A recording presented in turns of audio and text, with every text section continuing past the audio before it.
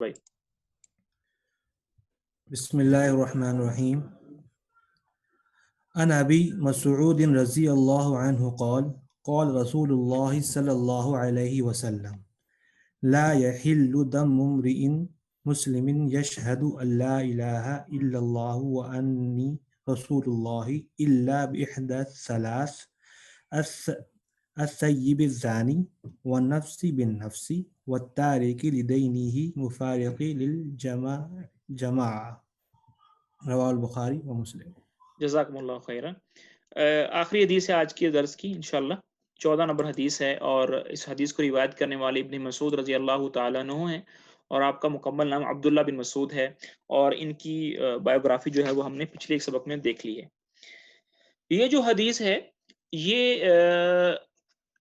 عدالت کے قوانین اور گورنمنٹ کے متعلق ہے۔ ہمیں ایک اصول بتایا جا رہا ہے کہ قال رسول اللہ صلی اللہ علیہ وسلم کہ آپ صلی اللہ علیہ وسلم نے ارشاد فرمایا لا یحل، جائز نہیں ہے، حلال نہیں ہے، دم کہتے ہیں خون کو، اور امرین کہتے ہیں آدمی کو، اور مسلم کہتے ہیں مسلم کو، تو کسی مسلمان کا خون بہانا جائز نہیں ہے، الا مگر باحدى ثلاث، کہ اگر وہ آنے والے 3 کاموں میں سے کوئی ایک کام کر بیٹھے تو تب اس کا خون بہانا جائز ہے، ورنہ کسی مسلمان کا خون بہانا جائز نہیں ہے۔ اب ان کا خون کیسے بہایا جائے گا، اس کا خون کون بہائے گا، یہ چیز امپورٹنٹ ہے، کیونکہ ہمارے معاشرے کے اندر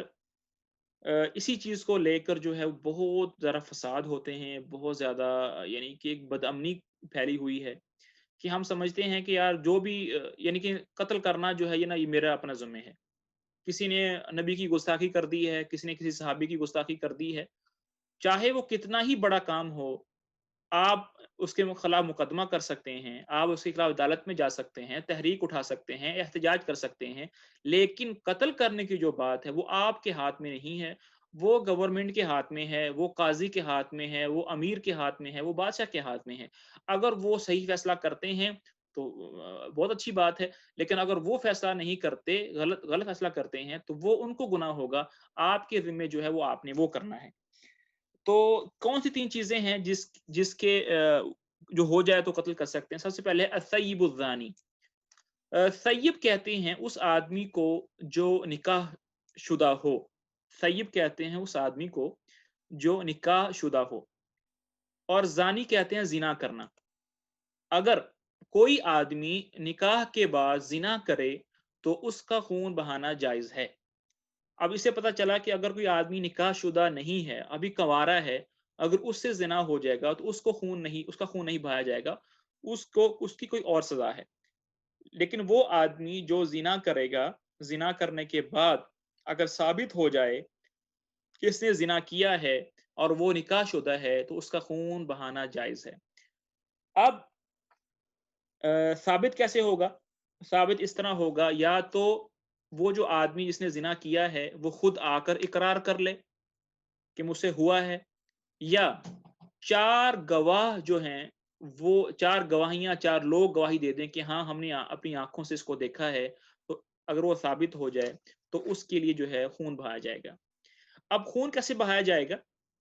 خون اس طرح بہایا جائے گا کہ اس کو سنگسار کیا جائے گا، پتھروں سے اس کو مارا جائے گا۔ پتھر جو ہے نہ وہ بہت بڑے سائز کا ہو اور نہ ہی بہت چھوٹے سائز کا ہو، درمیانے سائز کا ہو، تاکہ جو ہے بہت بڑا سائز ہوگا تو فوراً مر جائے گا، چھوٹا سائز ہوگا تو اس کو تکلیف کم زیادہ ہوگی، موت دیر سے آئے گی، تو درمیانے پتھر کا انتخاب کیا جائے گا۔ رہی بات عورت کی، تو عورت کے لیے زمین کے اندر اس کی چھاتی تک، سینے تک گڑھا کھودا جائے گا، گڑھا کھودنے کے بعد اس کو اس کے اندر کھڑا کر کے پھر اس کو پتھر مارے جائیں گے، کیونکہ عورت کا سطر کھلنے کا خدشہ ہے، تو اس کی سطر کی حفاظت کی جائے گی اور اس کو ایسے کیا جائے گا۔ لیکن پھر وہی بات ہے، یہ قاضی کے ذمہ ہے، عوام الناس اس کے ذمہ نہیں ہے۔ اس کے بعد النفس بالنفس، کہ کسی نے کسی کا قتل کر دیا ہے تو پھر بھی اس کا خون بہانا جائز ہے، لیکن قتل جو ہے وہ قتل ہو جس میں اس نے ارادتاً قصداً جان بوجھ کر قتل کیا ہے، اس کا ارادہ ہے، تو پھر اس کو قصاصاً قتل کیا جائے گا۔ اچھا اس میں یہ بات میں پوری کرنے سے پہلے پچھلا جو مسئلہ ہے زنا والا، اس میں ایک اور مسئلہ بھی سمجھنے والا وہ یہ ہے، وہ ہے لواطت کا مسئلہ۔ لواطت میں بھی یہی سزا ہے، کرنے والا اور فاعل اور مفعول دونوں شخص جو لواطت کے اندر مبتلا ہیں، ان دونوں کو قتل کیا جائے گا، ان دونوں کو قتل کیا جائے گا۔ اور یہ جو سزا ہے یہ بھی قاضی ہی دے گا، اور قتل کرنے کا جو طریقہ ہے لواطت کے اندر وہ مختلف ہے۔ بعض لوگوں نے کہا ہے کہ اس کو شہر کی سب سے جو بلند عمارت ہے اس کے اوپر سے دھکا دیا جائے گا۔ بعض علماء نے کہا ہے کہ ان کو کسی دیوار کے نیچے کھڑا کر کے اوپر سے دیوار گرائی جائے گی۔ بعض علماء نے کہا ہے کہ تلوار سے قتل کیا جائے گا۔ تو اس کے اندر وسعت ہے، قاضی جو طریقہ اختیار کرے گا اس کے اندر لواطت والے مسئلے میں اس کی بات مانی جائے گی۔ قتل کے مسئلے کی بات کرتے ہیں کہ نفس بنفس ہے، کہ اگر قتل کیا ہے اور اس نے ارادتاً قتل کیا ہے تو قاضی کے اس کو خون قصاص اس سے لیا جائے گا۔ تیسرا مسئلہ جو ہے وَالتَّارِكُ لِدِينِهِ، اپنے دین کو چھوڑنا، المفارق للجماع، یا جماعت کو چھوڑ دینا۔ تو یہ مرتد کا مسئلہ ہے کہ مرتد جو ہو جائے گا اس کو بھی قتل کیا جائے گا، لیکن اس کو فوراً قتل نہیں کیا جائے گا، اس کو مہلت دی جائے گی توبہ کرنے کی۔ جب کوئی آدمی نعوذ باللہ اللہ نہ کرے دین سے مرتد ہو جائے گا تو اس کو